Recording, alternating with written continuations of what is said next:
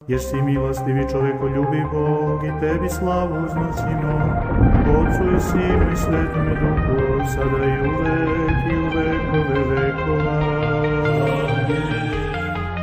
In a world of shadows and secrets untold, where primeval stories make the brave go cold, mighty gods on high and realms below, whispers of legends that shape each soul.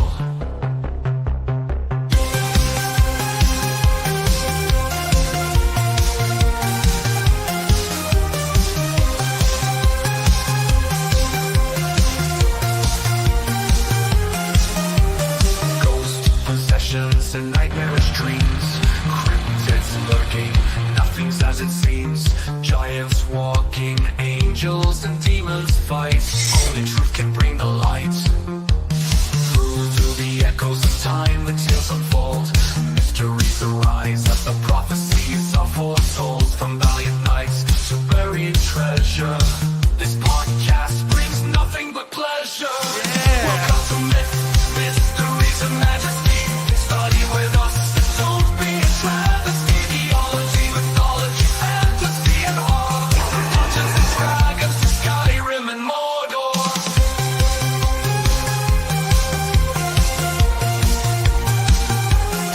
And Mordor, the powers haunt the evening, in gothic castles where they're screaming. Wizards cast spells in their towers tonight, exploiting enigmas hidden from our sight. Archaeologists make excavations deep on the ancient tombs where pharaohs sleep. In the dust of ages we chronicles keep, storytelling's power of monsters that creep. Mysteries and majesty is the place for you to learn about this haunted space. From scholarship to manuscripts of old, unlock the secrets of wisdom and gold.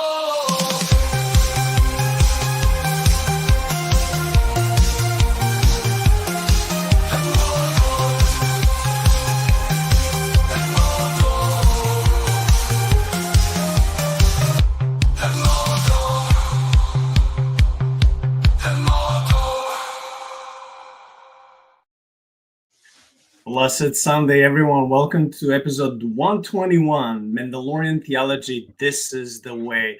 For their sake, I tried to get my Mando hoodie and Mando hat. Tonight, I'm like, I want to be ready. And I got my Cara Dune for tonight. I'm like, let's Nice. go. All in the topic of the Mandalorian.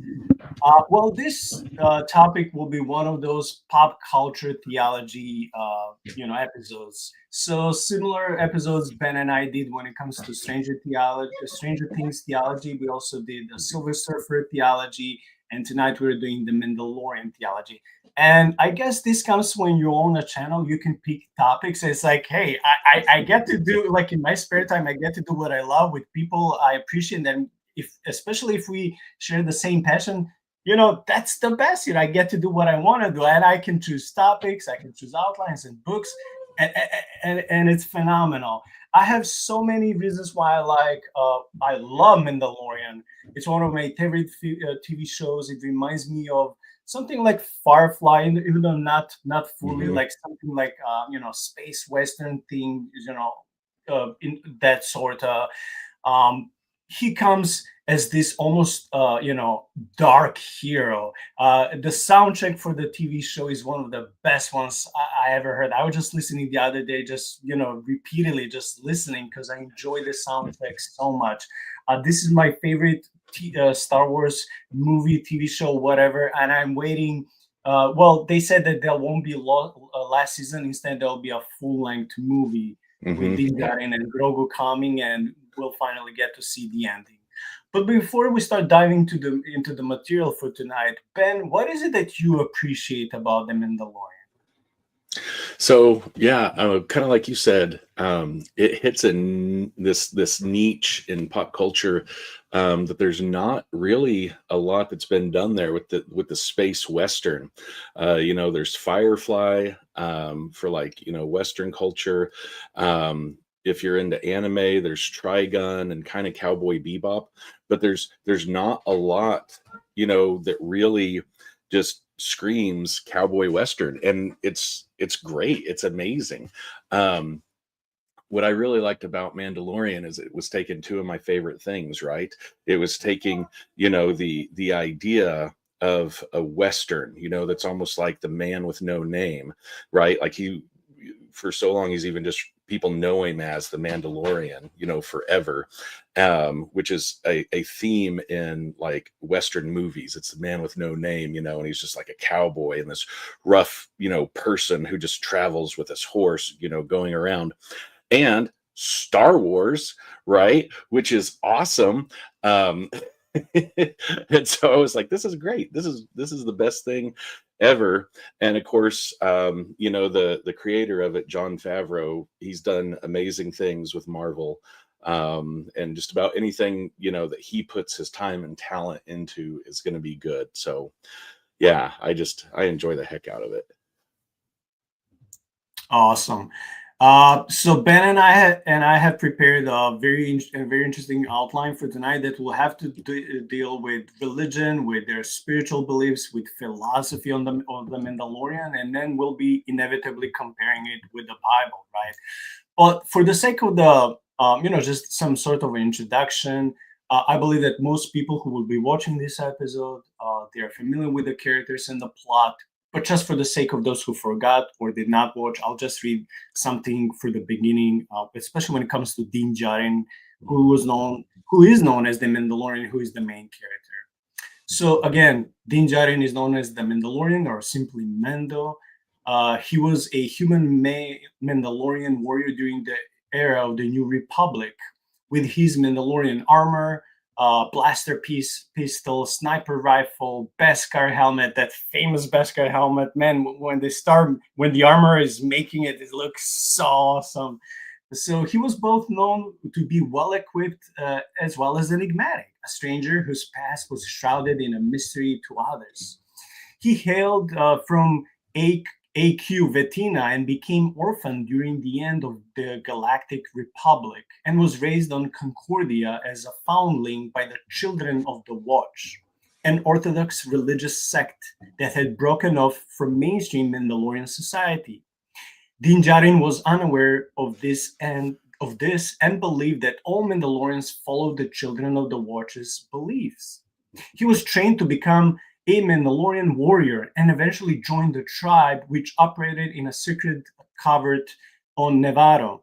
Djarin became battle-hardened, a man of few words, and a formidable hunter in an increasingly dangerous galaxy. After the fall of the Galactic Empire, Din Djarin made a reputation for himself as a member of the Bounty Hunters Guild, collecting bounties as he traveled across the galaxy's outer rim territories, far from the authority of the New Republic, in his personal ST-70 assault ship, the Razor Crest. Around 9, and I don't know how they pronounce their years, but around 9 ABY, Din Djarin was hired on Nevarro by a client of an Imperial Remnant faction who offered a substantial reward for the acquisition of an asset located on the world Arvala 7. During his mission on this planet, he met a person named Kuil, who guided him to the location of the asset and encountered a bounty hunter droid, IG-11. Upon seeing the asset itself, Djarin and IG-11 discovered that it was in fact a Force-sensitive child. Unknown to Djarin, the child was a former Jedi youngling named Grogu, so-called Baby Yoda, right? And belonged to the same species as Jedi Grandmaster Yoda. Tasked with bringing Grogu in alive, Djarin shot IG-11 in the head, saving the infant and taking him into his custody. So basically, this is the premise. This is the main theme that goes through all seasons. Din Djarin is, if I can say, badass. I love him. I love his voice. I love his moves. I like how precise and good he is. I like how you can't negotiate with him that much. Like he's like, my way or highway. He's gonna take you. Yeah.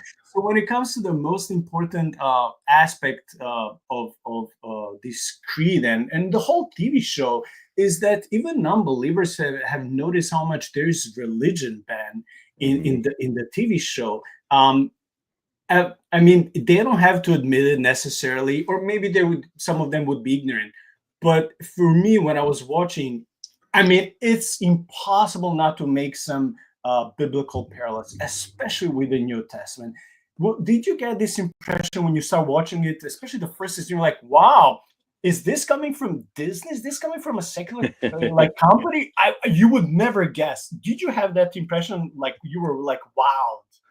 Yeah, absolutely. Especially, with the whole, their whole catchphrase, the this is the way, right? Because early Christianity, that's what it was known as. It was the way, and that's what it was called.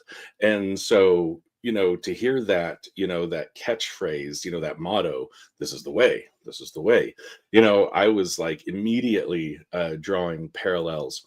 And then it was interesting, to see the development of Din Djarin and how he, at the beginning, he's really a zealot. He's really a legalistic zealot who's 100% following the law of his religion.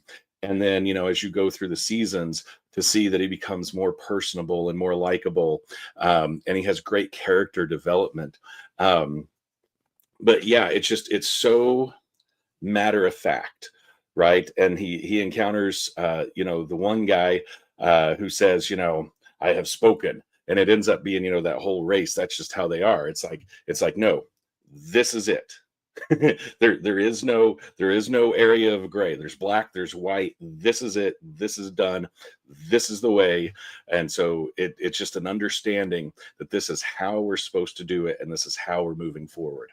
And I think that's awesome. I kind of wish that we had that kind of unity of understanding in Christianity, that something happens and it's like, with the foundlings, it's like, well, no, he's an orphan and I'm going to take care of him. This is the way. This is the way. It's understood. And they just go. And so, yeah, instantly I was drawing parallels. I was like, this is awesome. You know what? I didn't even think about this, but while I was listening to you about Mendo being legalistic and being so serious about his religion, I was thinking for a second about Apostle Paul when he was Saul before his heart changed, how legalistic he was and aggressive. I mean, I'm not saying that Mendo becomes less aggressive, but because he meets the so-called baby Yoda, man, his heart starts changing. He's like even willing to break some, if I can say, rules or go above and beyond like what would be understood in his religion and creeds. He's like almost adopting this baby, and he's like, that's why, he's like, you can see how another entity, another being is changing him. He's changing his religion. He's still following the way, right? But the way is now being, if I can put it that way, is showing more layers. His religion of the way is having more depth. It's like, and it's about love, because why would you sacrifice for a person you don't know? And this is the theme of the whole Bible from beginning to the end. This is the character of Christ, at least in this way. I'm not saying Christ will go out and in his berserk armor and shoot. But we also see Jesus upon his second return. He will deal with his enemies. Yeah, I was gonna say maybe when he comes back. yeah. So like Mandalorian, he's like it's like Din Djarin. He's like this guy, like you said, that he's a bounty hunter. He it's not usually gray zone for him. It's black and white. He knows what he's supposed to do. He's very good in his job, and then his religion whole life changes because of what happens to me. So in a way, he had this road to Damascus, if I can put it that way. Shame, like something happened to him, and what happened to him? Because in his religion, it's not just following the letter to the Yota. I think that's how it's pronounced. But it's like, oh, how about the spirit of the law instead of just written word? And now let's introduce love in our religion. I didn't plan on saying any of this. I just got encouraged to say these things and inspired by listening to you. So let's deal with the religion of the Mandalorian. It was the accumulated spiritual and mythological beliefs of the Mandalorian warrior culture. Like the Mandalorians themselves, their religion saw numerous changes throughout the course of history, with several concepts evolving or falling out of popular practice over time. Creation myths such as the Akanati Karoya, which is the war of life and death. These were viewed literally, and ritual combat was waged in worship of Kad Harangir, the destroyer god, who the Mandalorians believed represented change and was opposed by Arasum, who is the stagnant sloth god. Very interesting. This obsession with battle reached its pinnacle when the Mandalorians came to deify war itself and believed that to wage war was to be divine. Okay, so from the very get-go, we saw, okay, like every religion and like every myth in the world, they had their own creation myth. And of course, it has to include at least one deity. Nothing strange about this. I won't be too biblical, say, oh, this resembles the Bible, because it will resemble so many, similar religions and mythologies. However, what I find here interesting that there are different deities involved here. So you can see, in a way, you can see the divine council here because there are different gods here, right? And first is mentioned Kad Harangir, the destroyer god. He sounds way more potent and way more significant and way more like god on the who you expect to be ruling than this Arasum, the stagnant sloth god. And what is also interesting is that the Mandalorians came to deify war itself. And Mando is coming many eons after that. So even though we'll read later that religion became less literal and less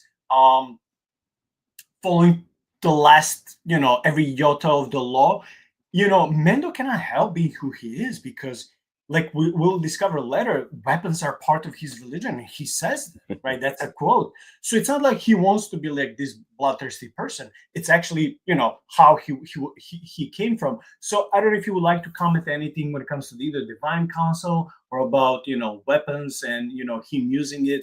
For some people, pacifist, and I used to be 100% pacifist before. Nowadays, not so much. But how can we maybe compare that with nowadays? How would Bible and Christianity see maybe weapons? Wow. Okay, so that's a big question. So first off, you kind of hit on the divine council, which, yeah, absolutely. When I read about, their god of war, it makes me think of like Ares, or Athena or one of the, Greek or Roman, they had gods of war, and that they ended up, giving their worship not even just to the god, but deifying war itself, that was the worship, that was the thing to worship, was going to war. So much so that weapons, became a part of their religion.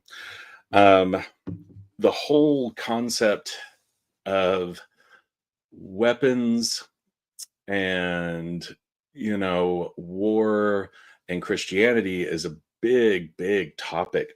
I had friends who were alive back in the 60s and 70s during Vietnam, and there were a lot of, Christians that were conscientious objectors. They were like, hey, Christians shouldn't go to war, live by the sword, die by the sword. They were like, this is not what God wants. This is not turning the other cheek. I was raised in Texas, where guns are very much a part of your identity as a Texan. And of your religion. So you're like Mando. I was like, yeah, it's guns, like guns. And, for a while I owned swords and, whatever. It was just, that's just a part of it. And now I live in Idaho and, everybody still has guns. So that's fine. I've often wondered if, as a Christian, how I would feel if, like, say, the draft came back and I was called into duty to go to war for my country.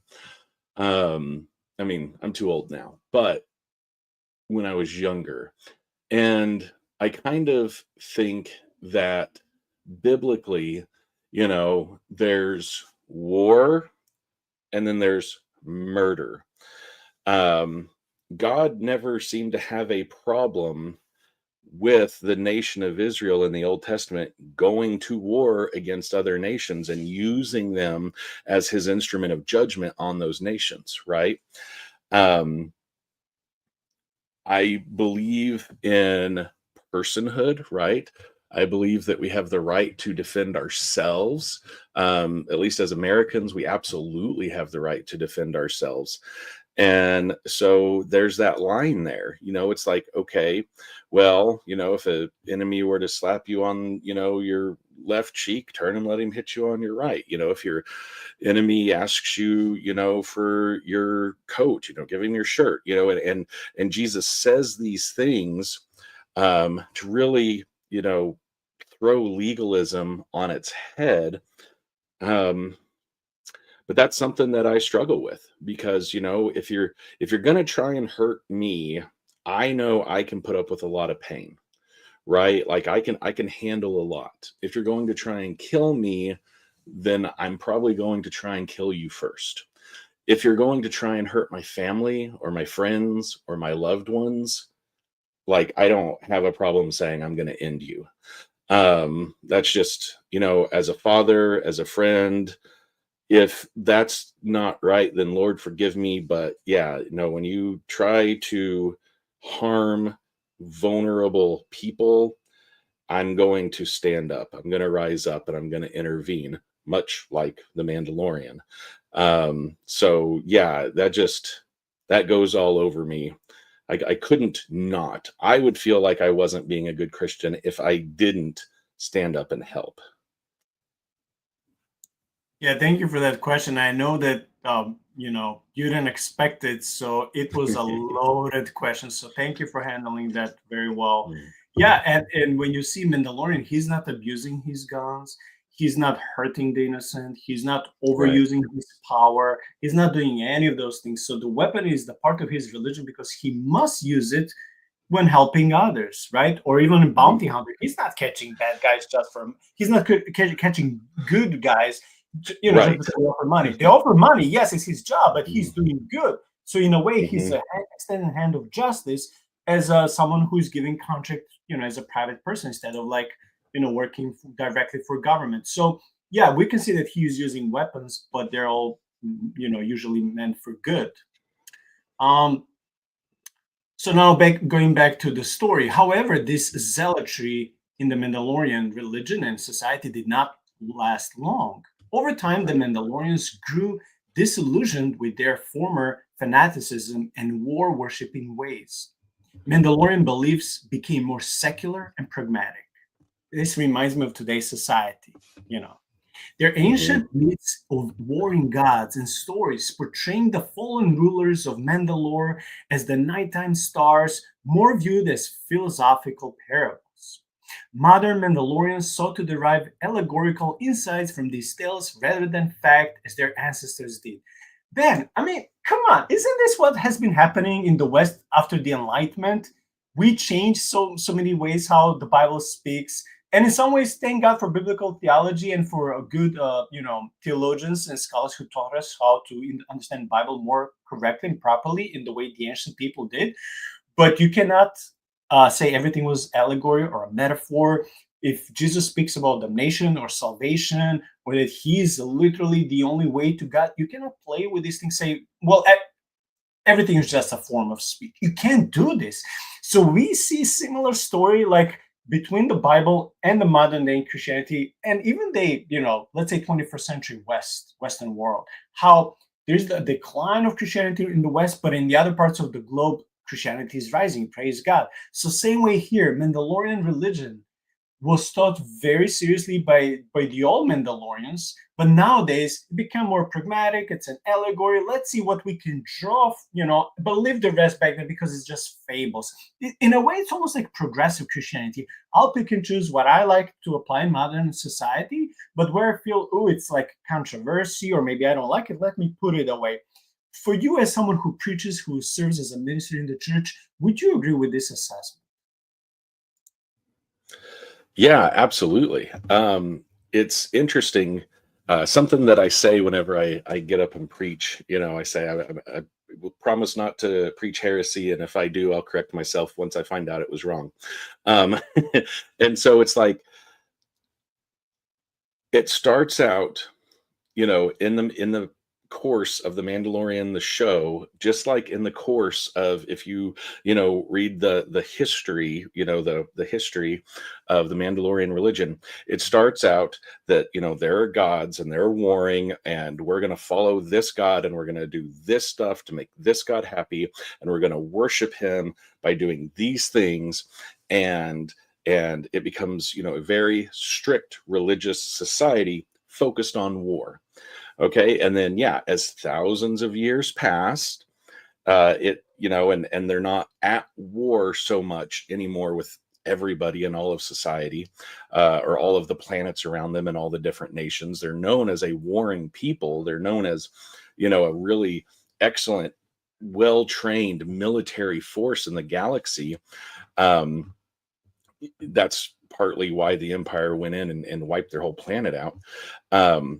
But the thought is as you start to look at these myths from the past, that it's like, oh well, that was more poetry, or that applied to the people of the time, but it doesn't really have anything to do with me.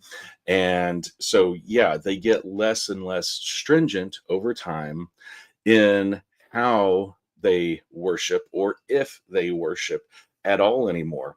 And they actually get less and less warlike. They become more civilized, and you see that, as you get fast forward to like Bo-Katan, and her storyline as it intersects with like Obi-Wan and all this different stuff. So we see that same thing in Christianity, after the Western expansion, and it's almost like going from the dark ages, the medieval ages of Christianity, where everything is crusades and war and pushing and trying to take things by force, and then you go through the Enlightenment, and you get all this philosophy, and you get all this other stuff, and now fast forward to 21st century, and it's like, well, those were good ideas 2,000, 4,000, 6,000, however long ago. They're good moral stories, but they shouldn't be taken literally, and you hear that a lot. And so then what happens is you get these crazy weird ideas that it's that Christianity is what you make of it, that it's my Jesus, and my Jesus likes this, and my Jesus does that. And so it all becomes very, very relative to the person. And so you lose the objective moral value, you lose the standard, and it starts to become more about what you like and what fits best with you and your life and society. And so, there's a very direct, parallel. And I have to give credit, whenever this whole storyline was being, thought of, the fact that they chose to do it the way they did with Mando, with him being an adherent to the old ways, and not just telling the story from a progressive, modern Mandalorian. They could have done that, but instead, they went the route of the religion and really chose to show that. And, I really feel like kind of honor that moving forward. And I actually kind of respect that. That was beautiful. Thank you. Okay, going back to the history of their religion, the belief in a literal afterlife waned in favor of a belief in the Manda, which is a collective oversoul described at the very essence of being Mandalorian. A Mandalorian ignorant of their heritage and culture was considered to be Dharmanda, soulless, and would have no place in the Manda after death. To be Dharmanda was considered a terrible fate by Mandalorians, and a great importance was placed upon knowing and living their culture as defined by the Resolner, which is the culture's 6 tenets. Okay, I want to say a couple of things here, and maybe you can also speak your mind on these things. when it says that there's this manda, collective oversoul, I'm immediately switching to Eastern religion and New Age, like this consciousness, like the universal consciousness. We are all one. That's the first thing. And the second thing, if you were ignorant of this heritage, culture, religion, you're a dharmanda, soulless. It's almost like you're being kicked out from your society. You're not one of us anymore. You're black sheep, or you're excommunicated. I can't. It's hard for me to pronounce the word, but you know what I mean. So maybe if you can say about that, like being, being banned from your religion or from your society, from your church, from your temple, so to speak, and also the first thing, like, oh, we're all one. We're all like all part of this collective oversoul as being parallel to the New Age. Yeah, it even kind of makes me think of, and I don't know why it makes me think of this, but it makes me think of people, modern day people who like to go to, South America and Peru, and they pay this big money to go down there and take ayahuasca, and they do these like retreats where they can all trip, and they all report encountering the same, they call her Mother Ayahuasca, this almost like serpentine woman figure kind of thing, but who's supposed to like lead them and guide them into enlightenment and into oneness with the universe. And yeah, it's very much that concept of, we are all God and we all have gods in us, and we're all made of space dust, and the universe will take us back, and our energy, whatever, I don't know. So yeah, there's a lot of that in there. If I keep going down that route, I'm going to have to bust out some crystals here in a minute. So it just, it is very much kind of like that. And then, so yeah, to go to the, what was the word, the Dharmanda or whatever, the like the being cast out. Well, at first what I thought was kind of funny, is they have 6 pillars, for tulips only 5. I just, thought that was kind of funny. Tulip is behind. Yeah. We have to email what's his name? We have to email MacArthur. We have to email James White. We gotta get Piper. Yeah. Yeah. Tell them to get with it, man. The Mandalorian's got you beat. And so yeah, so being castigated, right? Being, kicked out. In the Old Testament, it was so crazy because, imagine that you had like a sickness, a disease of the flesh, right? And everywhere you went, you had to yell unclean, and you were cast outside of the city. And, people would cross the street or the road to stay away from you, and nobody could touch you. Nobody wanted to look upon you. And then, you fast forward to modern times, and you've got, people who get hurt by the church. It absolutely happens. I've heard stories, I haven't ever experienced myself, but of people who will come and try to say, hey, there was some injustice, somebody in the church sinned against me, and if the person that did it was a part of the in crowd, or the inner circle of the senior pastor, then the person bringing the complaint gets cast out. They get shunned. People won't talk to them anymore. You run into them if you go out to eat, and they won't say hi. They'll turn their back and walk away from you. And what's interesting, though, in Christianity, if you're following, the biblical prescription, for Protestant Christianity, there are steps to take before a person gets cast out of a church, right? And basically, if that person refuses correction, several steps of correction, and they basically are saying, no, I choose to continue to live in my sin, then it says, there's a place where, as a church body, you disfellowship them. But that doesn't mean that you can't still be friends with them. That doesn't mean that you stop showing them, the love and care of Jesus Christ. That doesn't mean that you turn your back and they're just irredeemable. That's not what that means, because it says, whenever they're ready to repent and come back, welcome them with open arms. Absolutely, come back. We love you. We miss you. You're a part of us. You're a part of the body.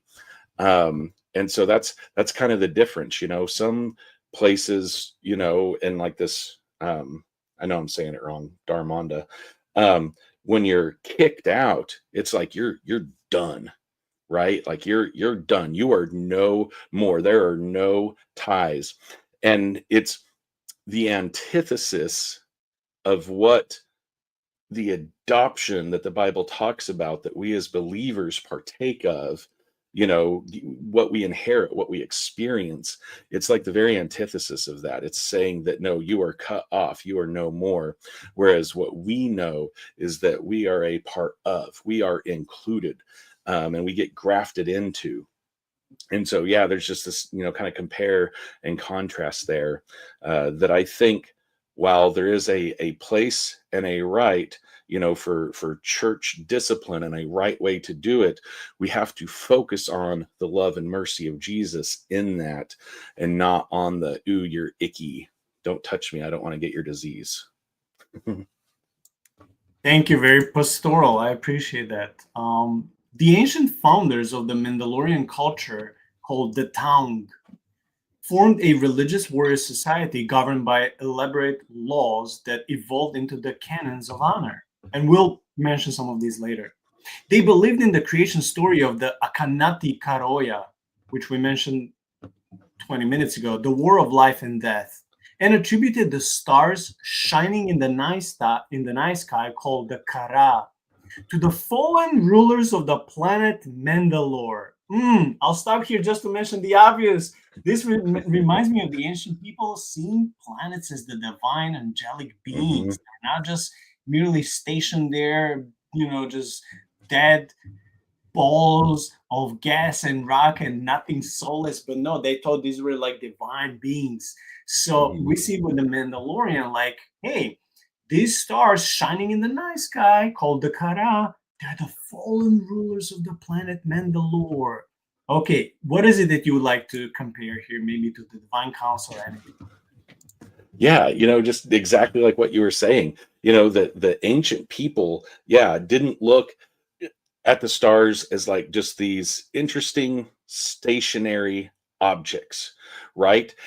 They weren't, we look at it, as like a ball of, fiery, gas or whatever, science tells us in our naturalistic belief.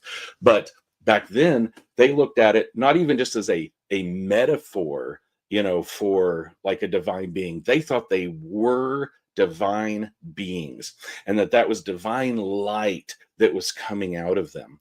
And so it's a whole different process or concept, when you start to look at like, the kind of biblical astrology and this kind of stuff. And also it's interesting because like at night, in most places in developed countries, it's very hard to see stars, because there's so much light pollution around us. But when you lived in an ancient culture where you didn't have street lamps and flashlights and, all these things, lighting up the night for you at all times, you could look up on a clear night and the heavens would just look like they were opened up, and you could see the Milky Way, and you'd realize that these things move. It's not like they hold still, like they move across the sky, and you'll see shooting stars and all this kind of stuff. And so it's easy to imagine how they would look at that and they would say, yes, like those are angels. That's a heavenly host. Those are celestial beings, and that they're real and they're alive and they're active in the heavens. I just think it's beautiful. And I think that, that it just got this depth of richness to it, to try and put yourself in their mindset and to view it with that kind of wonder. And so when they were making, when the creators, whoever created the story of the Mandalorians, I don't know if it was George Lucas or not, but, whoever was writing this backstory, I feel like they probably pulled a lot from what they saw happening in the world as they were writing this, and realizing that, hey, this is kind of a trajectory that you can see religions go on, and that they took a lot of those things that, happened in real life and imbued it into the storyline. Yeah, thank you for that context. These early Mandalorians believed in a pantheon of deities, including Hod Haran, a trickster god, viewed as an agent of the fickle nature of fortune. The one they truly worshipped, however, was the destroyer god Kad Harangir, and we just mentioned this earlier, who represented the opportunity for change and growth that destruction provided, in opposition to the sloth god Arasun, who stood against Kad Harangir as an avatar of stagnation.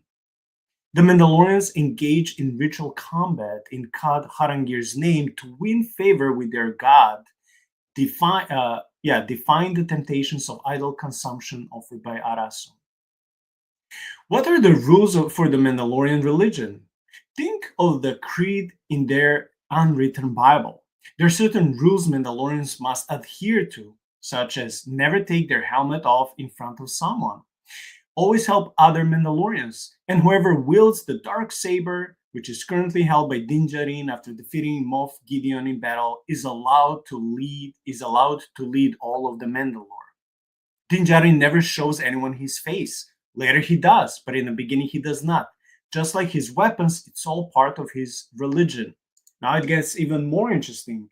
We're skipping from season 1 to season 3. In season 3, episode 2, chapter 18, which is called The Mines of Mandalore, the Mandalorian is chided by Bo-Katan for undergoing a baptism, so to speak, to atone for his transgressions to the code. He responded to her by asking, without the creed, what are we? What do we stand for? Our people are scattered like stars in the galaxy. The creed is how we survived. End quote. As becomes clear by the end of the season, being a Mandalorian is more than just bloodlines or birthplace. It is about the worldview and a way of life. In order to be back into his religion, the Mandalorian needs to be rebaptized.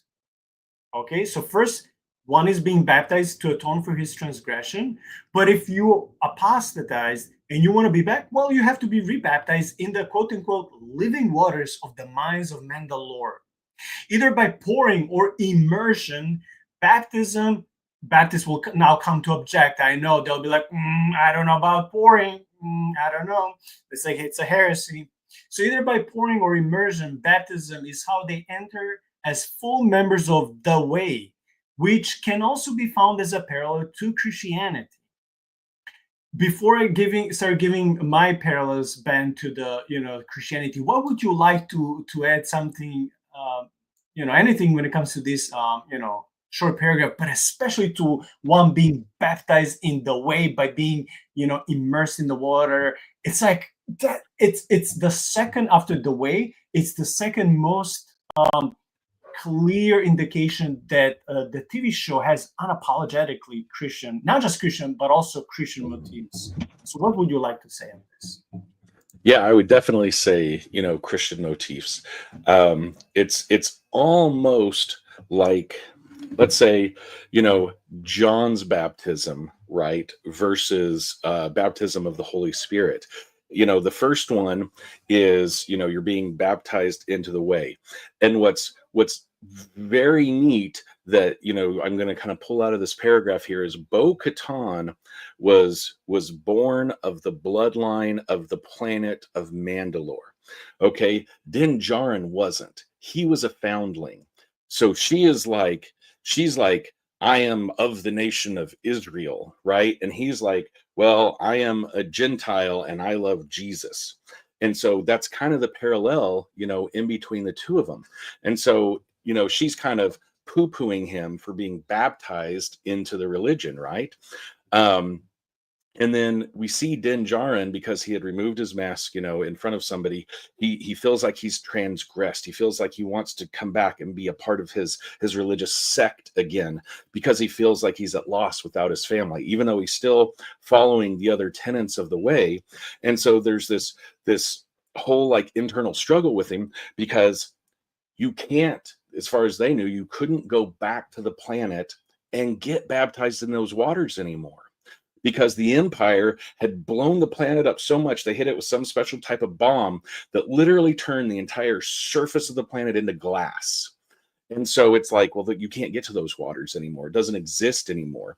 And Din's like, no, I've been there. Like, I've been in the caves. Like, I've seen it. And so he ends up leading a mission, taking his sect back to the planet so that he can get into those waters. Man, it's like he's hungry for it. It's like, I'm not going to let anything stop me, from being baptized. It's like, saying, on the road, the whatever it was, the African eunuch, who's like, well, what's to stop me from getting baptized right here? Let's go, let's do it. And he's like making it happen. And this is a little spoiler alert. It's not too much, but after that, you see where Bo-Katan has to get in the waters as well, right? You see that later, and it's all, metaphor and analogy and poetry. It's all just moral stories, has an encounter with the being that they believe personifies their God down there in the baptismal waters as she's swimming down searching for something. And so it like kind of wakes her up to like, oh, maybe I was wrong. Okay, perfect. Thank you. So in the book of Acts, right, we're switching to New Testament, the members of the early Christian church were called the followers of the way, as Christian was a name given to them a little while later, right? So this is a quote from Acts 11:26. And when we found him, he brought him to Antioch. And for an entire year, they met with the church and taught considerable numbers. And the disciples were first called Christians in Antioch. So again, this is in Acts 11. Well, what was happening from 1 to 11? They're called the followers of the way before they start calling each other Christians.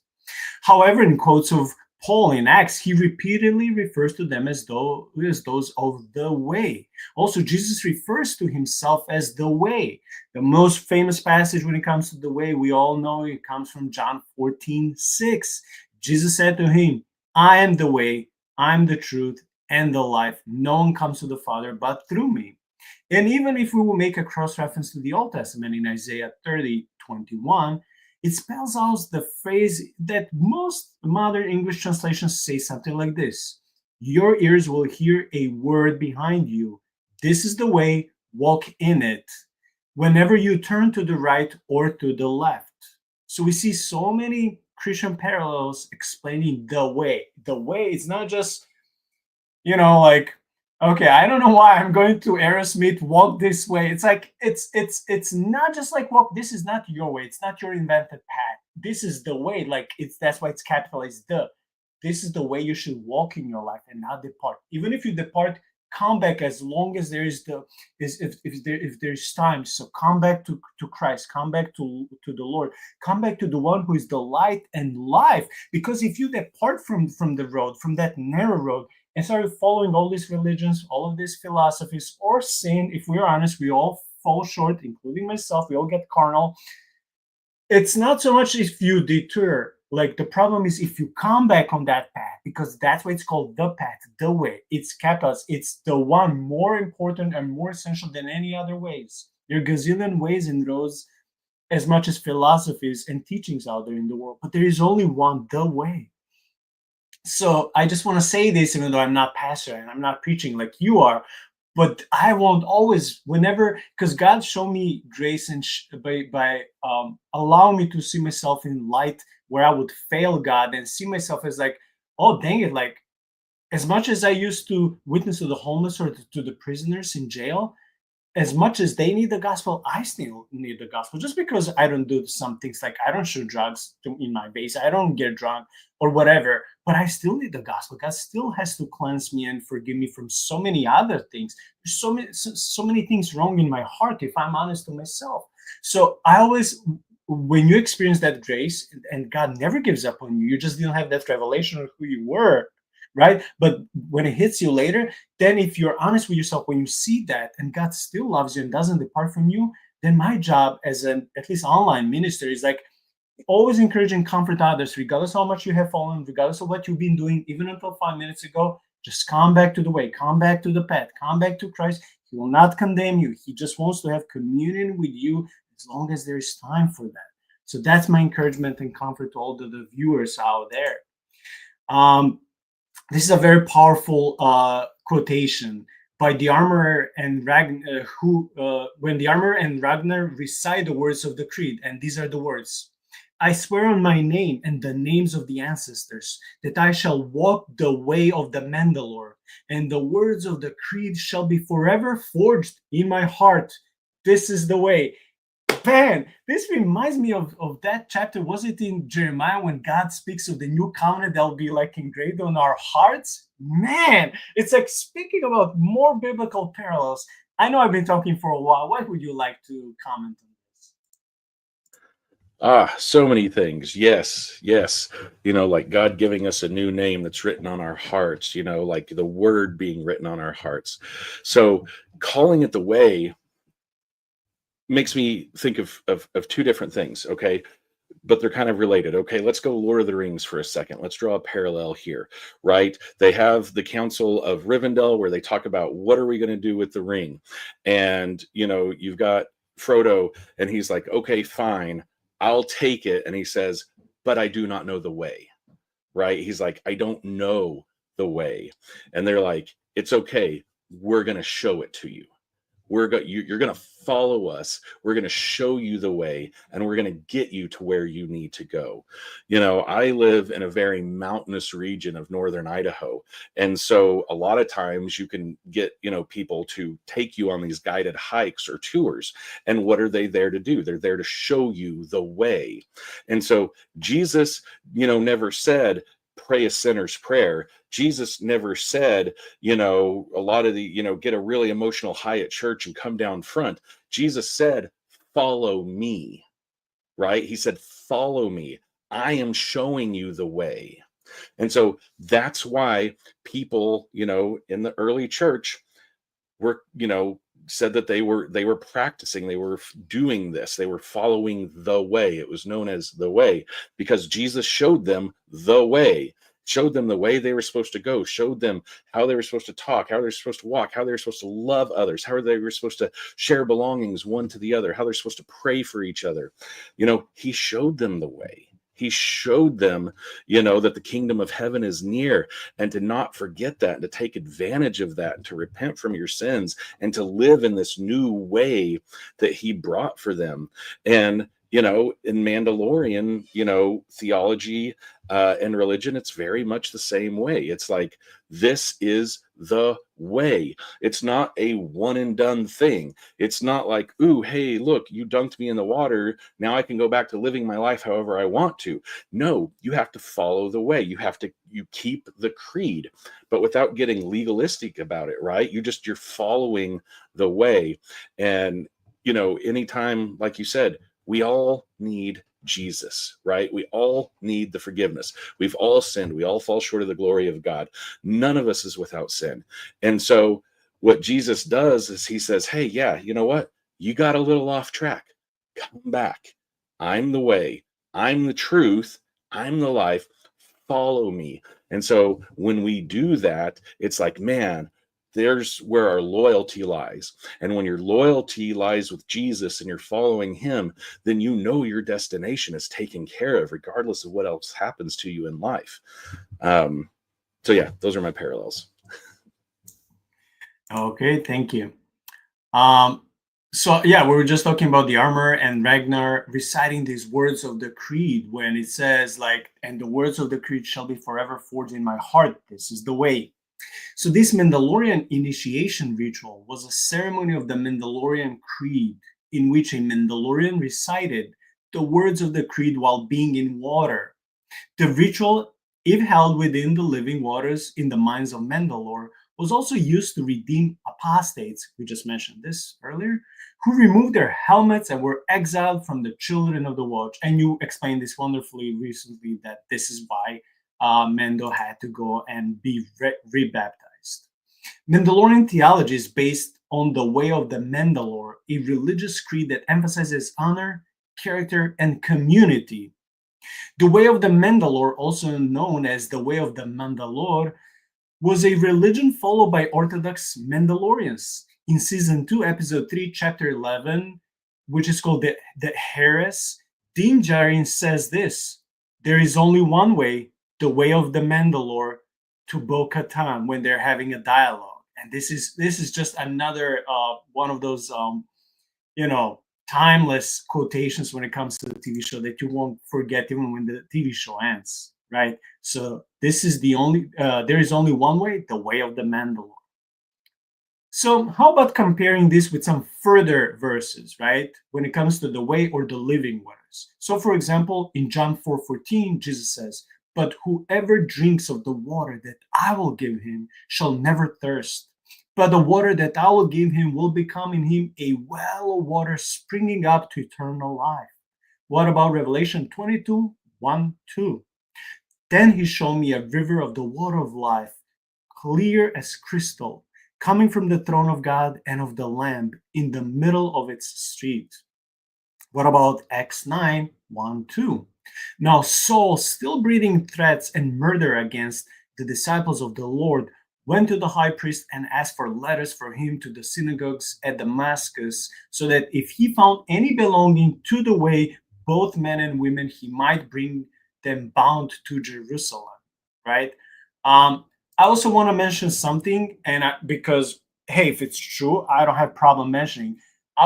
When I was researching for this topic, there are people who've been reading and studying Taoism, and they say that the way is also found in this philosophy or religion, and like Taoism or the Tao.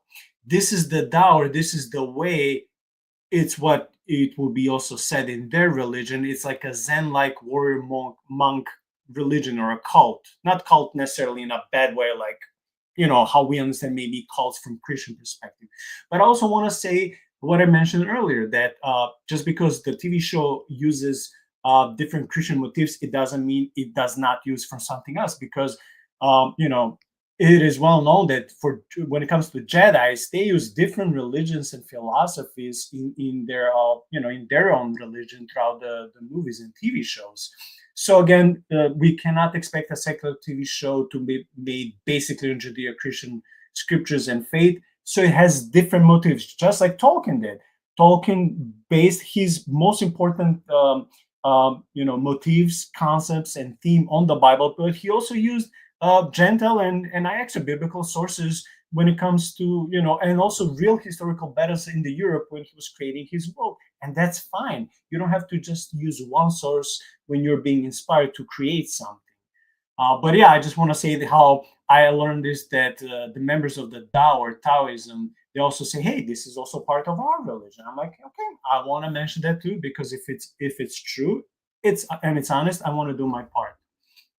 Okay, let's talk about, briefly we'll dissect each of these, spiritual motifs. They're found in the TV show that resemble the Bible. First, when it comes to adoption and spiritual parenthood. So this is the parallel. The Mandalorian, Din Djarin, adopts Grogu, Baby Yoda, and commits to protecting and guiding him despite Grogu not being his biological child. This reflects the Christian theme of spiritual adoption, where believers are brought into God's family, Ephesians 1:5. It also resonates with the idea of mentorship and discipleship in Christianity. So the conclusion would be like, Din, Christians are called to care for others, especially the vulnerable, as part of their faith journey. What is your comment on this? So the theme of adoption in the Bible is so powerful. And to me personally, because, my wife and I decided early on in our marriage, if something were to happen and we couldn't have children, we would adopt. And so after having a couple, biological children, we couldn't have any more for health reasons. And so we ended up adopting two. And so when I see adoption in the Bible, when I see adoption into God's family, when I see parables, like I am the vine and you are the branches, when it talks about being engrafted into the family of God, there's such an amazing promise there. And it's that you get all the inheritance, that you get all the same rights, that you get all the same benefit of what Jesus did just as, the nation of Israel did, in the Old Testament times. You are adopted, you are heirs, you are sons and daughters of the Most High God. You are princes and princesses, and like, it's just a wonderful thing to know that the King of all kings has taken you into his family, and that you're a part of that, and to know that that was his plan at the beginning of all creation, that you are always going to be included, that he was going to make a way for that, is beautiful. And so when I see stories of adoption, stories of, what, you were not mine, but now you are going to be called mine, it gives me goosebumps, because it's so powerful. There is an epidemic that I really think is worldwide of fatherlessness, right? Of children not having, in many countries, any parents at all, but specifically here in America, not having strong father figures. I was raised without a father in my life. I didn't even realize who my father was until I was 30 years old. And so, and even then, like, being raised, it was just my mom and I, and so I had amazing deficits in my character, and really, I'd say in my soul, where there was this gaping hole that just yearned for the affirmation from a father. And I see this, across the country, in people, finding gangs and finding cults and hanging out with, even just groups of friends that they're not supposed to or shouldn't be hanging out with, because they're just looking for acceptance. They're just looking for belonging. But what they don't realize is that that hole that's in their heart is really something that specifically a father could give them.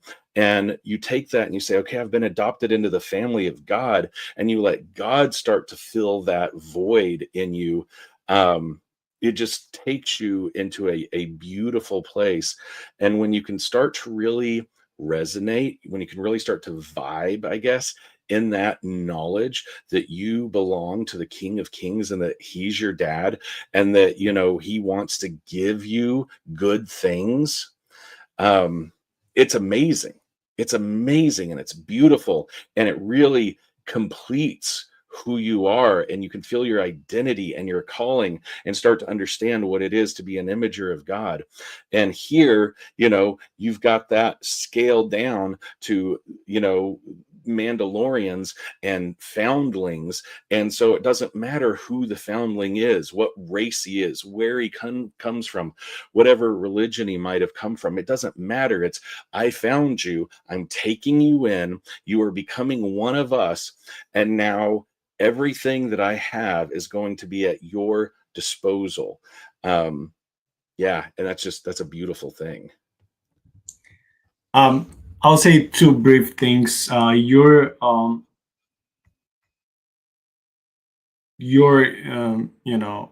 addition to what I read reminds me of two things. First thing is, like, at least in the old days of medieval times, but even later, when poor families or disgraced mothers didn't know what to do with their children, especially male children, they would just knock on the doors of a monastery or a church and just leave their child and run away. And it was the job, it was the duty of these monks and priests to raise the children. It didn't matter what color they were. It didn't matter what class they come from. It didn't matter what family they came from. It didn't matter anything. It was their job to raise these children in the spirit of Christ. And the second thing, when you talked about adoption, and us being adopted to God's family, when I had systematic theology 2 class, my professor, and I remember this, was saying how adoption is the highest form of privilege a Christian can have, because there's absolutely nothing that you can contribute to do to God. It doesn't matter if you will do first to God so he can love you or adopt your savior, or even later, he adopts you because he wants to. Period. That's it. That's the whole story. That's the beauty. You didn't deserve. You didn't work for it. You didn't earn it. I didn't either. So adoption is the highest privilege that a person can have, because you get adopted to be with God based on not on your merits. It reminds me of the beautiful story my friend was telling me today in the church, how she adopted this puppy that was beaten by its own, father. So the elder dog bit the puppy, and they had to take him to the veterinarian. It was like $500 like a fee. It was like a big thing, and then she didn't want the puppy to go back because her neighbor got like 11 puppies. So she said, let me adopt this puppy. And she adopted. She named him Jax, and now Jack's in the loving arms of her new owner. And it's beautiful. And I know it's just an animal, but this is the image of the Heavenly Father, what he did through Christ for all of us. And that's just amazing, because it's completely undeserved, and that's why it's grace. Okay, so this was about adoption. Number 2, what about the creed and faithfulness? Dan lives by the Mandalorian creed, often summarized by "this is the way." The rigid commitment to his beliefs mirrors the Christian emphasis on living by faith and adhering to Christ's teachings, which we mentioned earlier in John 14:6. What will be the conclusion? That just as Din Djarin struggles to uphold his creed in a complex and hostile world, Christians also navigate challenges in remaining faithful to their beliefs. So you have pastoral heart. What will you also say to people when it comes to following Christian creed and being faithful? What would you tell them? Because sometimes if they're like me, being too harsh on themselves, we can get discouraged. We can live in this shame and want to hide from God. So there's the parable of the sower and the seed, right? Farmer goes out and he casts his seed, and some of it hits the hard ground and it never takes root, and some hits the rocky ground, and while it springs up really fast, the sun comes and it withers up, and it goes progressively until you find the seed that hits the good soil, and it grows roots and it produces a crop of 30, 60, and 100-fold. That's the Ben paraphrase. So when you're looking at it like that, and we're thinking about our faithfulness, right? And it's a neat word, faithful, because when we think of faithful, we think of it, usually in terms of a relationship, like a spousal relationship or something, like I'm not going to cheat on. But really, faithful means like the original, like it's a faithful replication, right? That's really what faithful means. It means that you are exactly like the thing that you're basing yourself on. And so when we faithfully follow Jesus, we're replicating him. And that can be hard. It was hard for Jesus.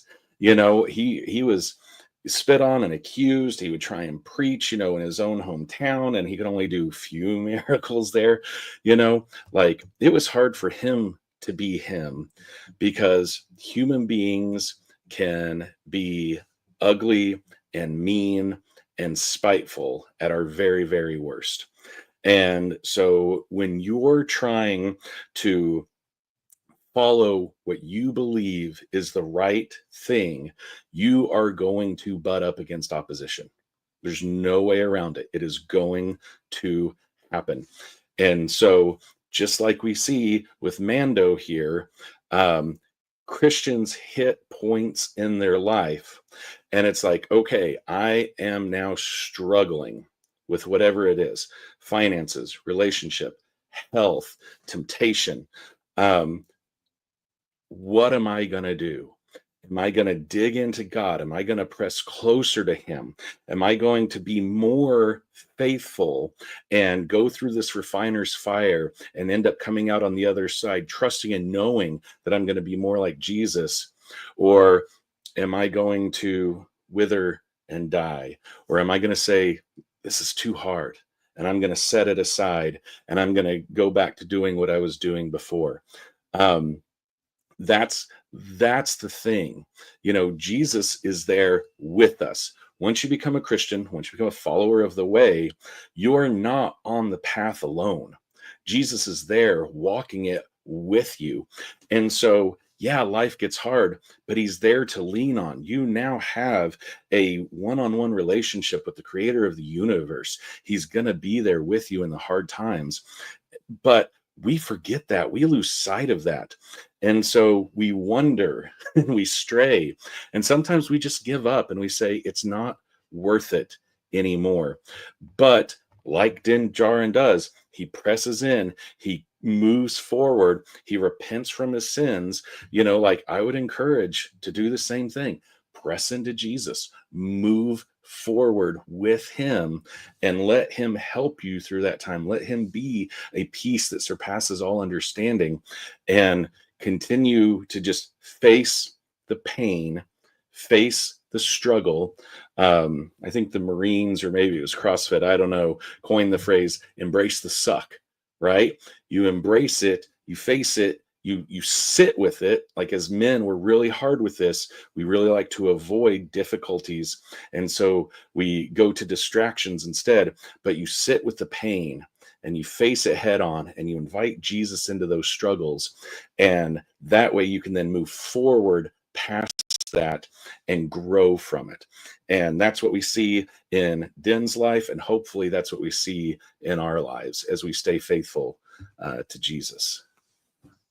Thank you. When it comes to redemption and transformation, characters in the series such as Din Djarin and even former antagonists like Mayfeld experience redemption arcs. Redemption is a cornerstone of our faith, where individuals are transformed through grace and forgiveness, such as 2 Corinthians 5:17. And there are more examples than just that one.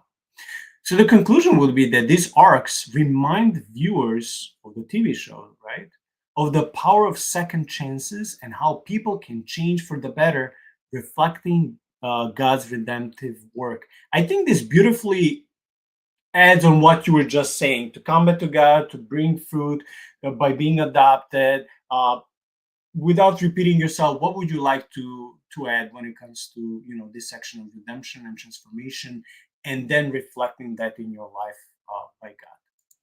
Yeah, I would just like to say, that no matter how far away you have strayed, God is a God of second chances, right? Redemption, transformation, prodigal son story, right?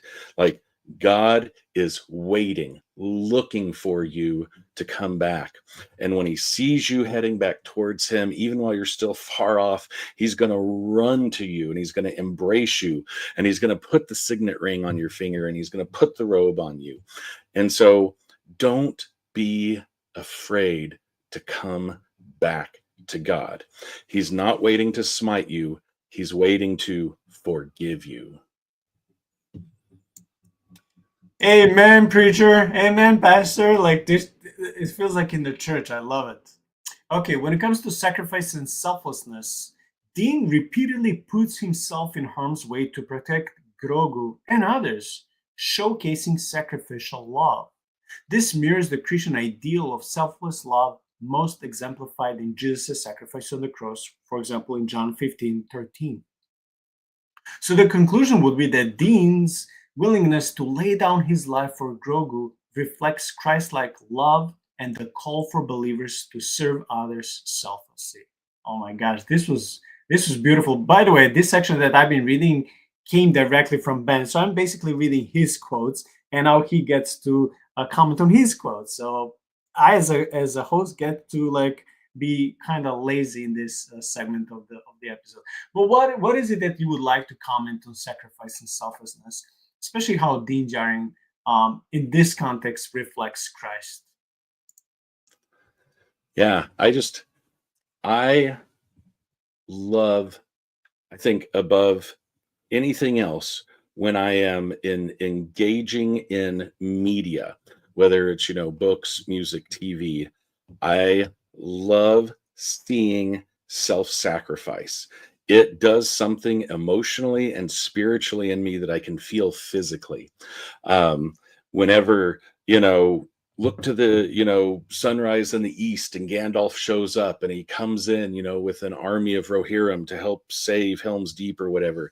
It's like those kind of moments, whether it's Din showing up in his full Mando gear and his, little missile shooting up, and stormtroopers and everybody, falling over dead and killing, bad androids and stuff. It's like the concept of self-sacrifice, that I'm going to put myself into harm's way and give everything I've got to save you, that I am coming in, that there is a rescue coming, and that I'm going to come in and I'm going to rescue you, and to see that that is clearly what Jesus did for us, to come in and rescue us self-sacrificially, and to know that not only did it prove that he was God, not only did it, reverse, in so many ways the curse that was on man and the earth, like it just, God, that I can take it and apply it towards myself,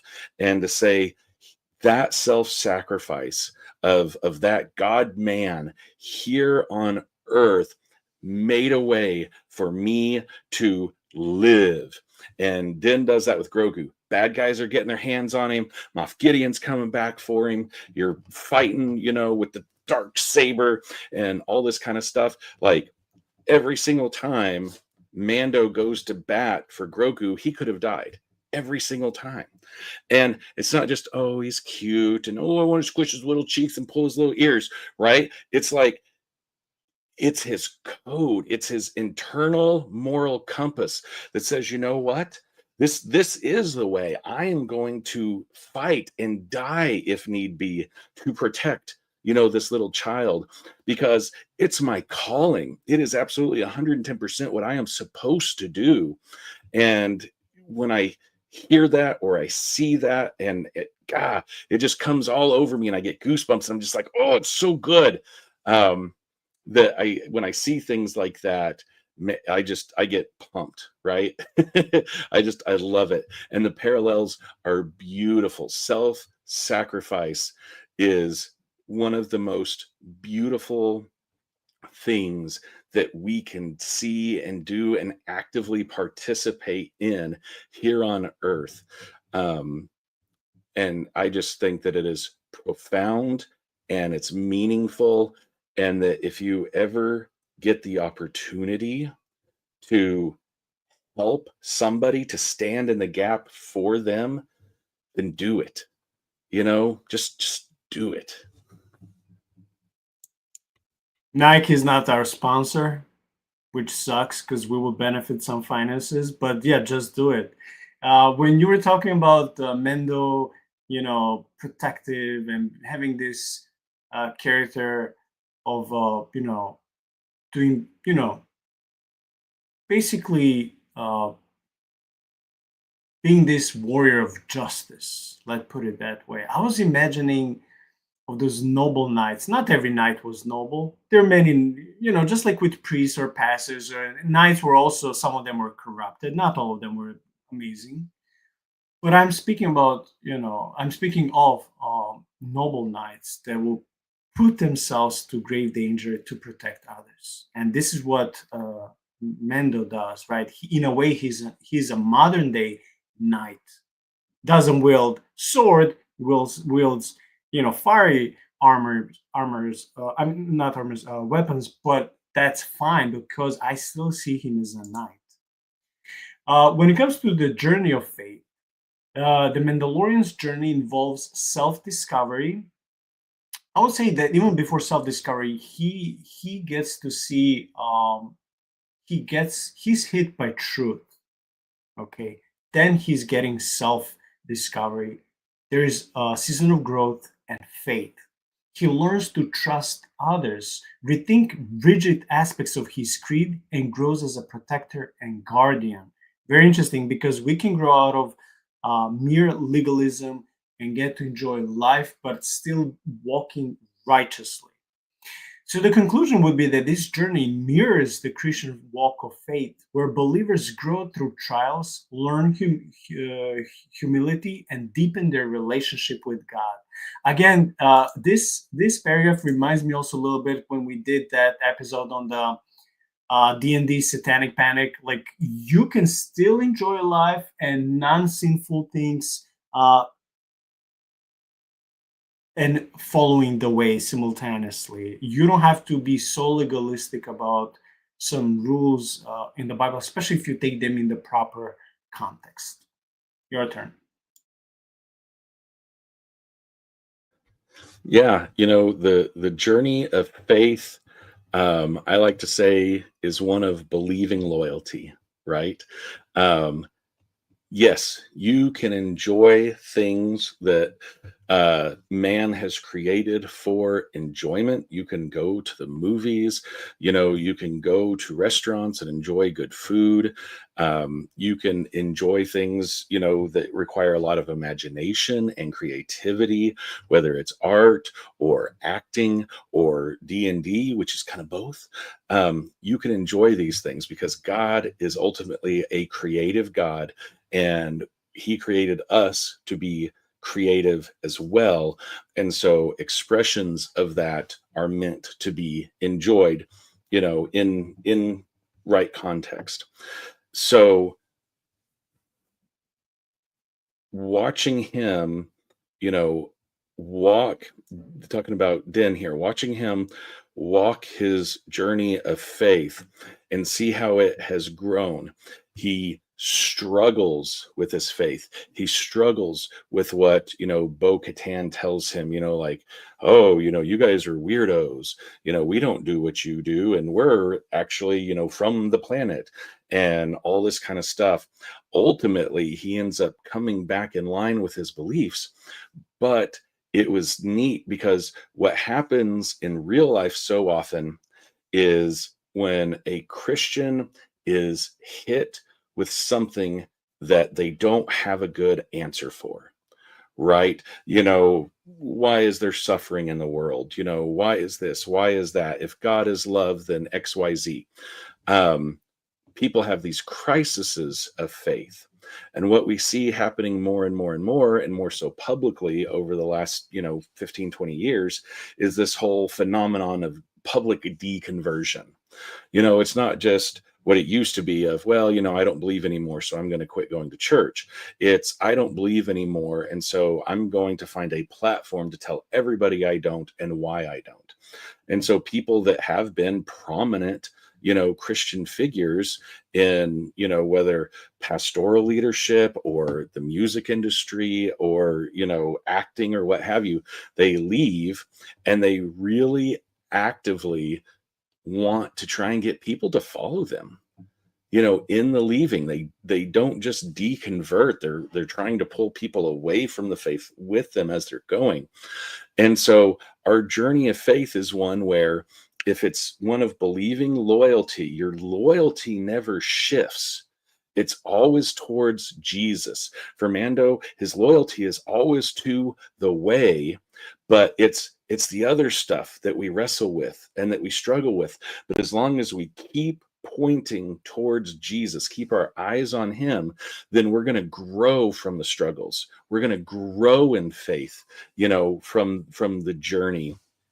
The word pistis, right? That kind of faith, that action, that doing, that believing loyalty is going to become stronger because of the struggle and because of the crisis and because of the journey that we're on, as opposed to, the people that deconvert, because it's almost like they don't even try and look for real answers to their questions or to their struggles. They just say, oh, wow, I never thought of that. This must all be wrong. And then they just walk away. Okay, thank you for that. And when it comes to the community and fellowship, the Mandalorian's interaction with various allies emphasized the importance of community and shared purpose. Similarly, Christianity values fellowship and the support of a faith-based community, for example, in Acts 2:42. The conclusion would be that just as Din Djarin relies on others to accomplish his mission, Christians are called to support one another in their spiritual journeys.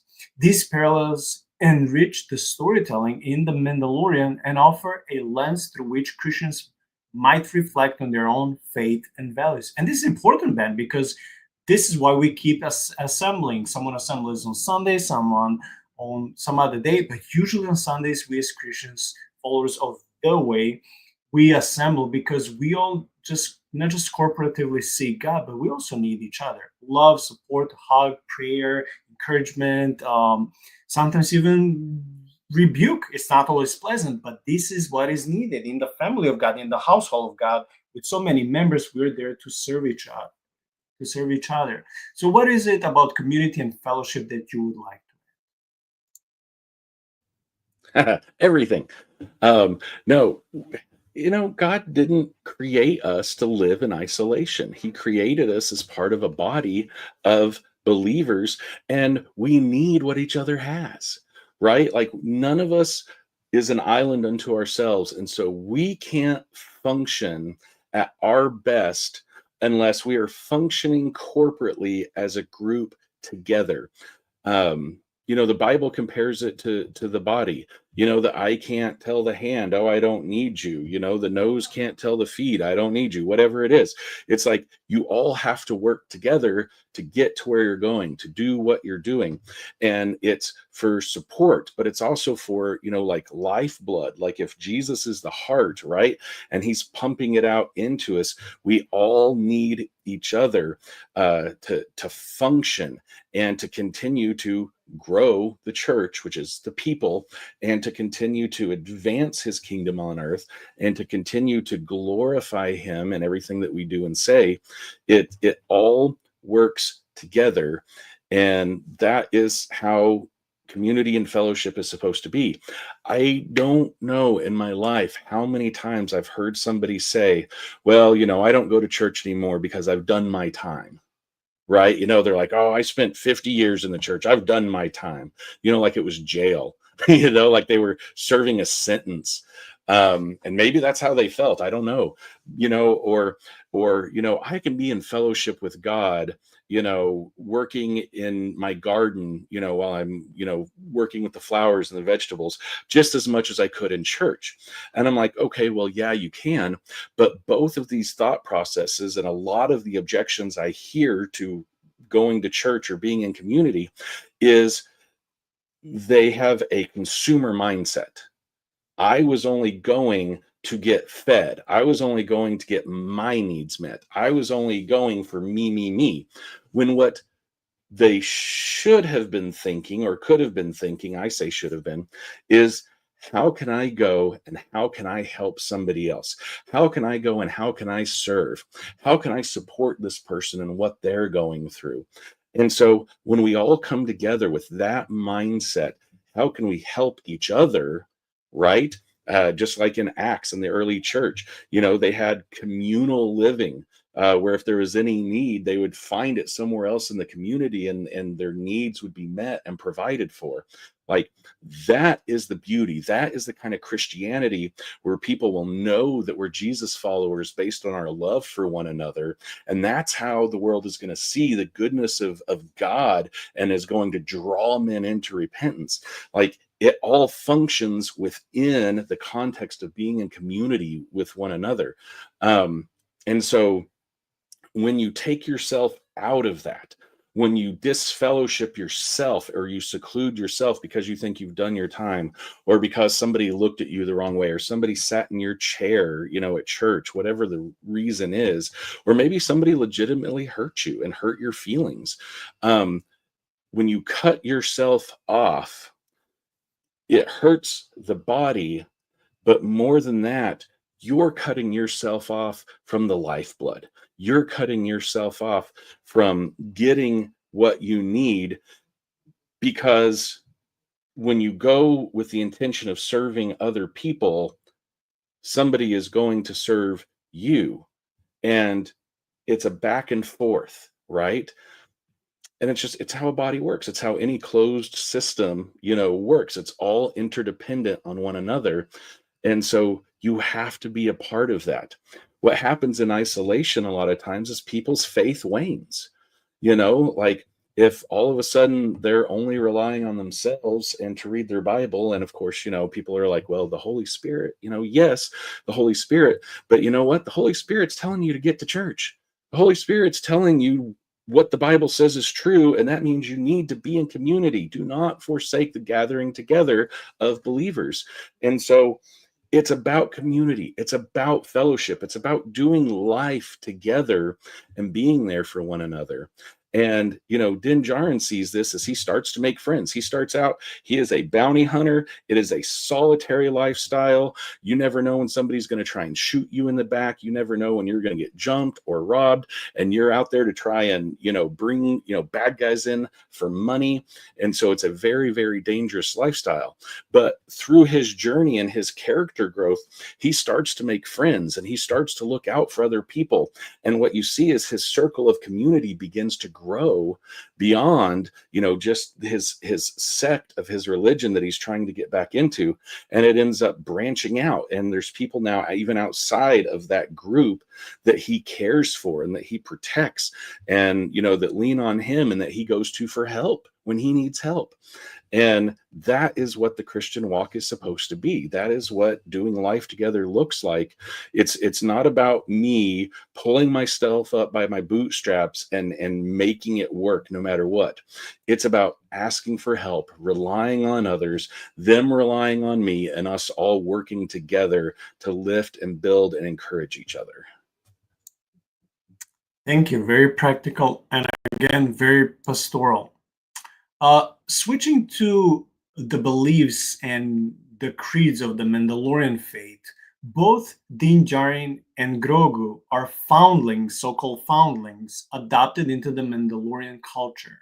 At one point, when their legitimacy is called into question, one of their leaders, and we mentioned this person, known as the Armorer, declares that they have adopted the creeds and are every bit as Mandalorian as the others.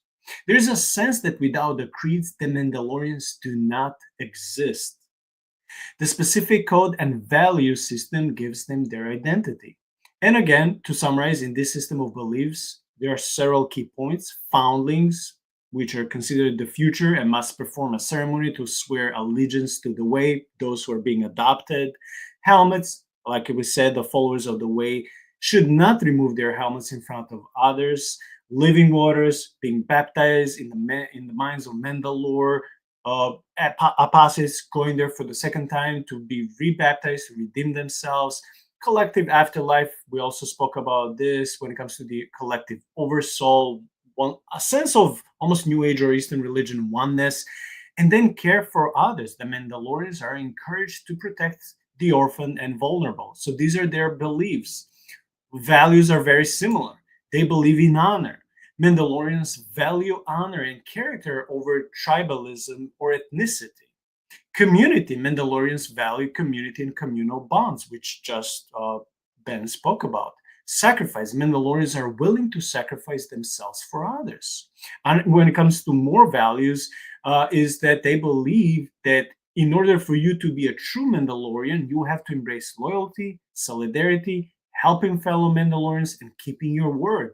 It requires Mandalorians to take care of foundlings until they were reunited with their people, with their own people, or came of age. So once they were considered to be adults. So these are all, I would say, and I would assume that you would agree with me, Ben, that most of these creeds, beliefs, and values, or the code of honor, let's call it that way, are very biblical. I'm not asking you to dissect all of these, but would you agree that these are very biblical things that we've been talking about?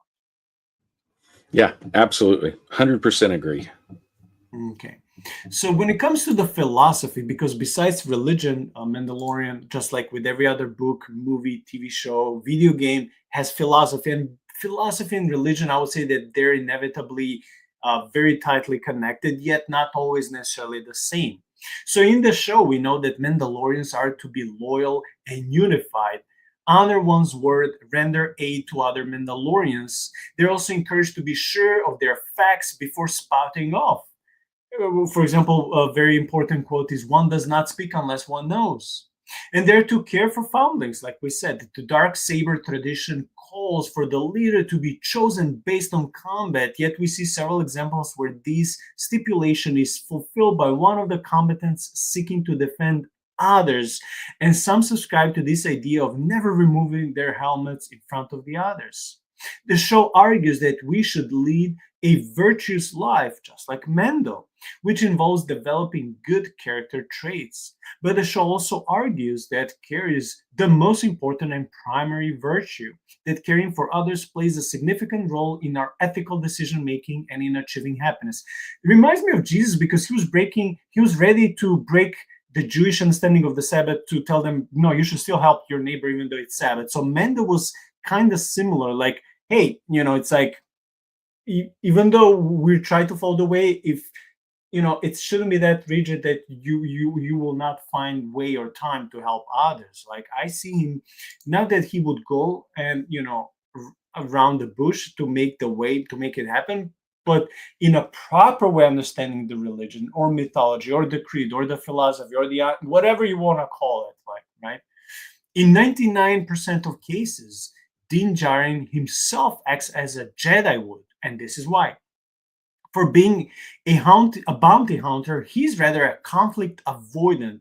He's quite skilled at meditating disputes. He rarely, if ever, makes the first move against an opponent. He gets along well with just about anyone as long as they aren't trying to kill him or Grogu, and he never takes revenge. If some Mandalorians take their warrior heritage to mean they should be getting into fights with everybody, that's their own individual take on it. But that's not actually what the creed dictates. And this reminds me of Christianity. You can abuse Christianity or any other philosophy or religion or spirituality to mean whatever you want to do, so you can be satisfied, you can be happy, you can fulfill your biased subjective desires. This is how cults are all starting. God chose me. I want your money. I want your heritage. I want to cut you off from your family, right? I'm the chosen one. I'm the prophet. You're supposed to follow me because this is how I understand the spiritual, the way path to work in my cult, and you're supposed to follow me blindly, right?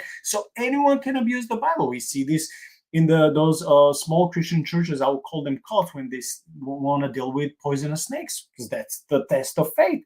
I mean, that's horrible, and people still do it because that's how they read the Bible.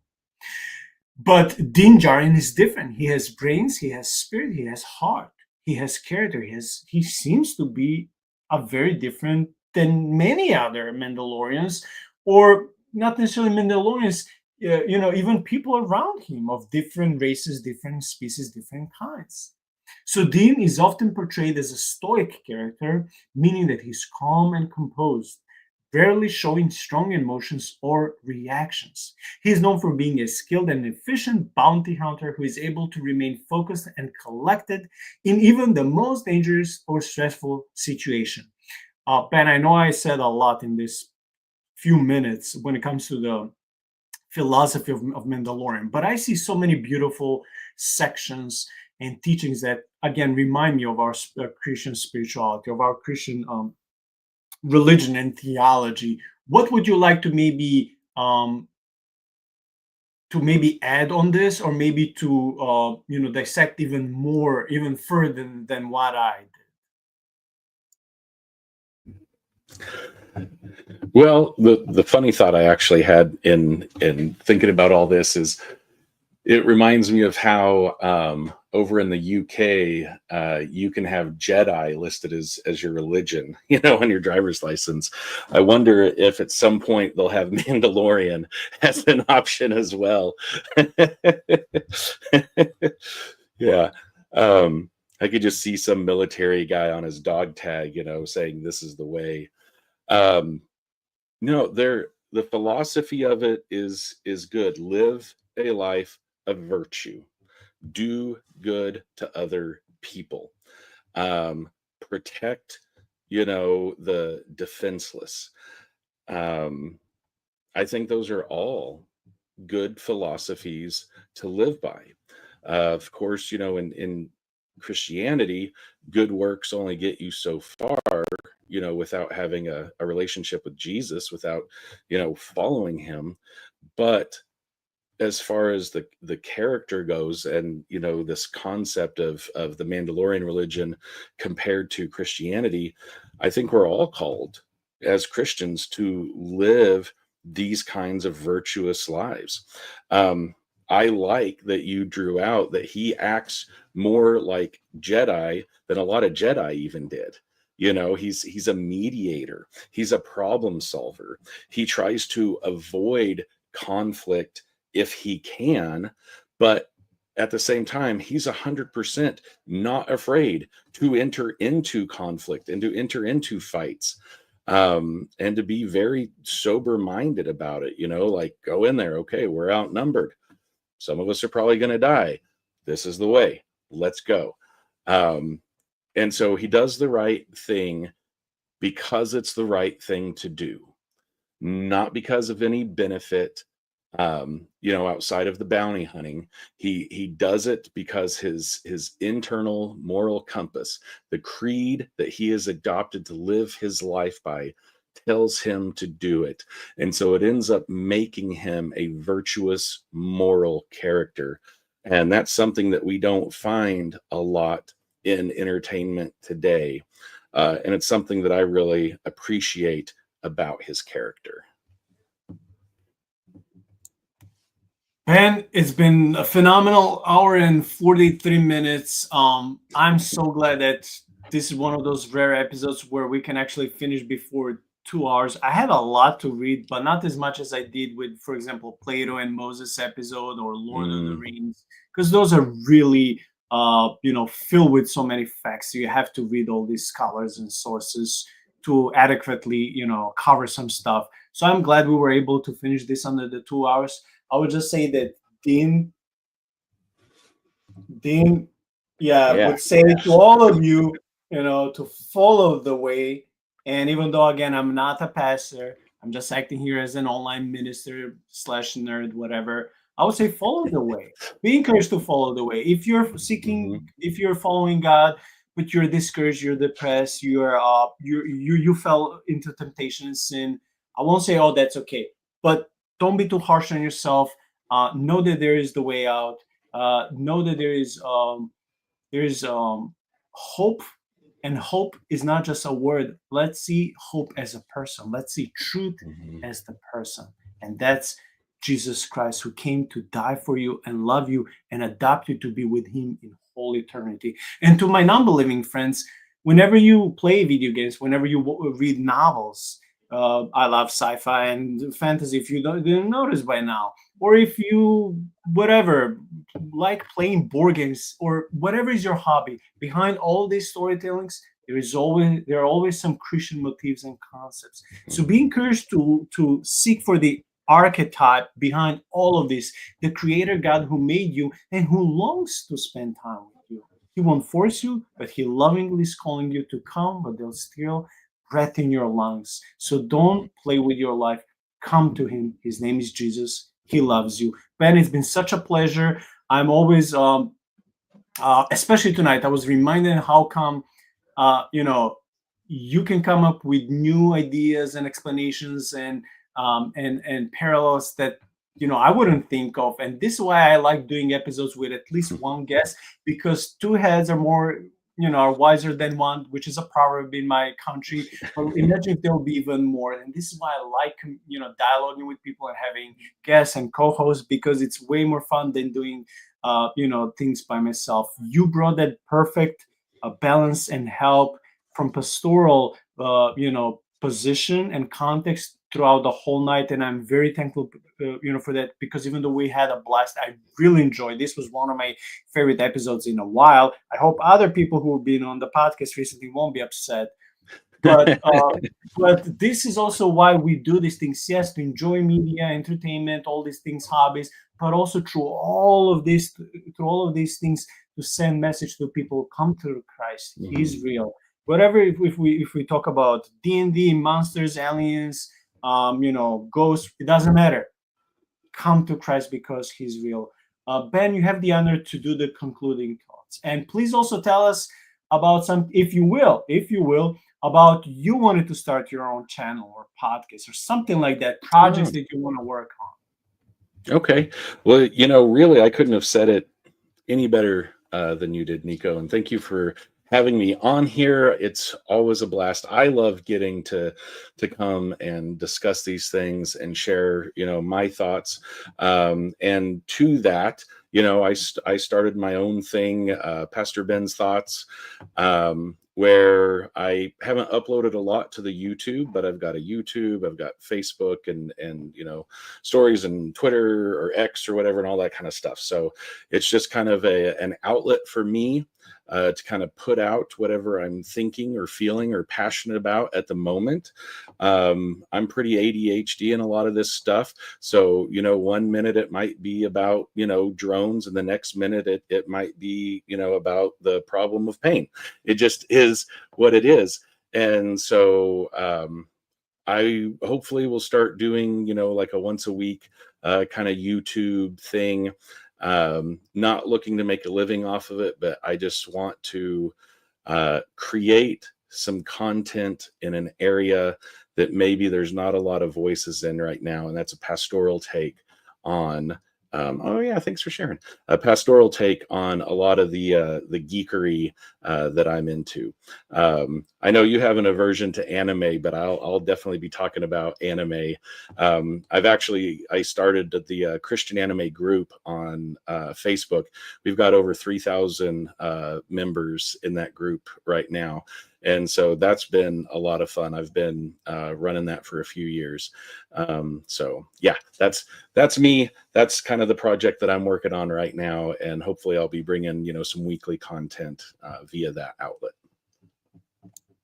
Thank you. I just subscribed to your channel, but also, would you like to add anything that we may be omitted when it comes to Mandalorian being parallel to the Bible? Anything that you will add on spirituality or theology or not? It's up to you. One thing that I did think about that we didn't get a chance to talk about was just his armor in general and the Beskar. And as he, goes along and the armor, the ceremony of getting to make the Beskar armor, and how when we look at, I believe it's Ephesians, and putting on the armor of God, and that there's some parallels there as well. Helmet of salvation, he gets made this breastplate of righteousness, and that this stuff is so powerful, this Beskar material, that lightsabers can't cut through it.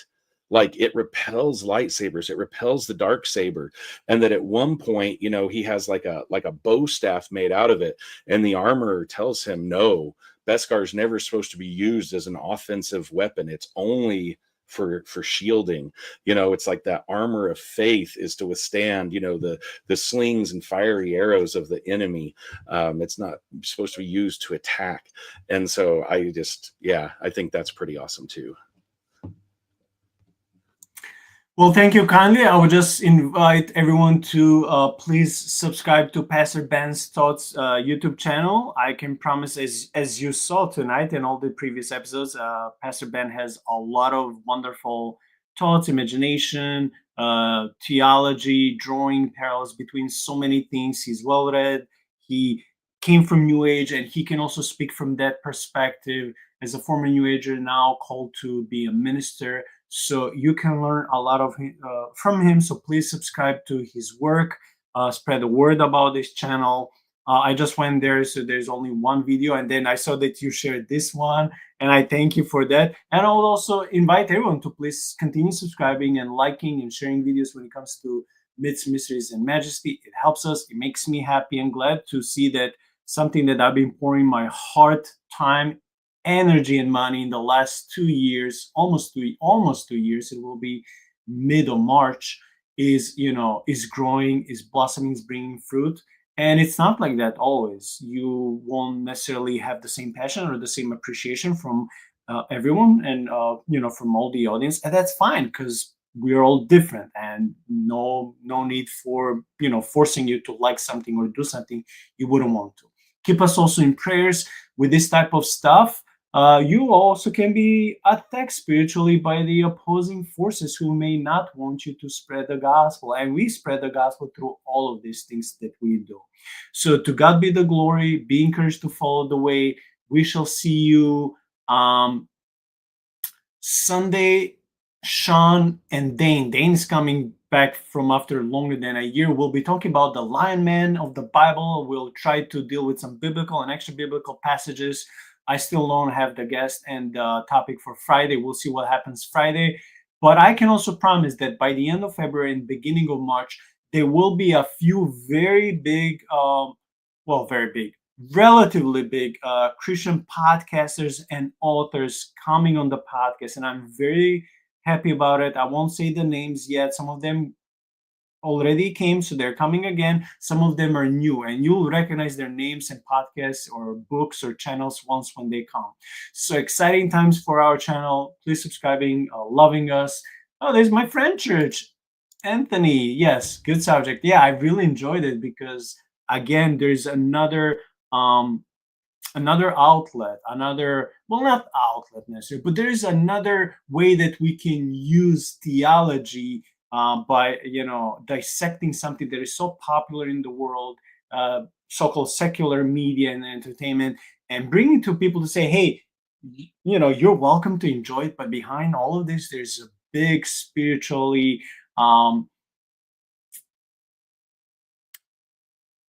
involved message from the gospel. So follow the way, just as the men and as the Mandalorian will follow the way, this creed and code of honor. So you do the same with Jesus. So God bless you all. We shall see you next time. Pastor Ben, thank you so much once again, and have a wonderful week.